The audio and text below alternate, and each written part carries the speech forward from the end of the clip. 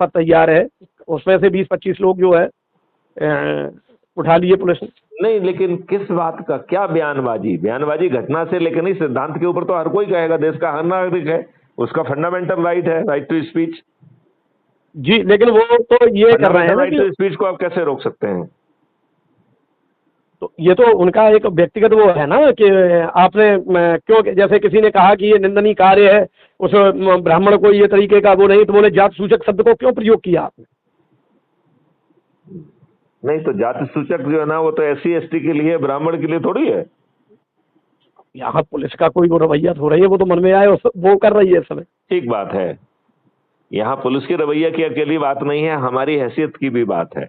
हम लोग एक बात भूल रहे हैं कि हम गुलाम हैं, 1860 के गुलामों से गवर्न हो रहे हैं, जहाँ पर जो है ना, जो चाहो वो कर दो और कोई जिम्मेवार नहीं है। जी जी, है ना? जी। तो रविनाथ जी, आप भी तो जो है ना चुप बैठे हुए हैं इतने समय से, अभी तक तो अपन कहाँ के कहाँ पहुंच गए होते। हमारे एक्चुअली क्या था, हमारे एक परिवार में एक लोग एक्सीडेंट हो गया था, उसमें 2-3 लोग एक्सपायर हो गए थे।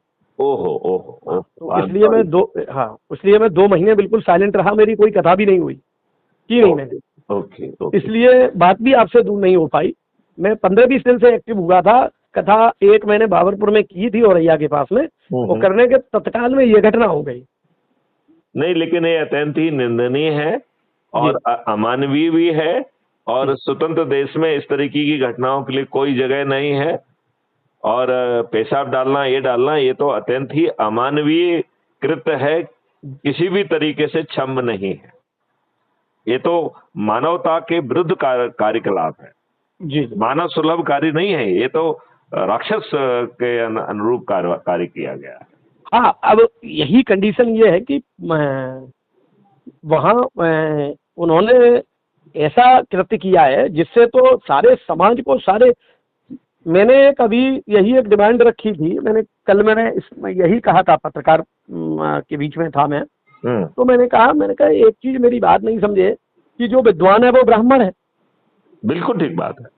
और जब विद्वान है वो ब्राह्मण है, और जातीयता की बात की जाए तो गीता को भगवान कृष्ण ने कहा, अर्जुन यादव थे, उन्होंने सुना, कृष्ण यादव थे, उनका वाक्यांश आता है श्रीमद् भागवत कथा में। तो जिसका वंश है वो वंश वाला अपनी वंश की वंशावली कहने में भी उसे हट जाए, उसको क्यों रोका जा रहा है? उसको नहीं रोकना चाहिए। अरे, विराट स्वरूप देखने के बाद उस व्यक्ति को आप जाति से बांधेंगे? जी, ये तो और भी घृणित कृत्य है भाई। तो चलिए, आपसे अच्छी बात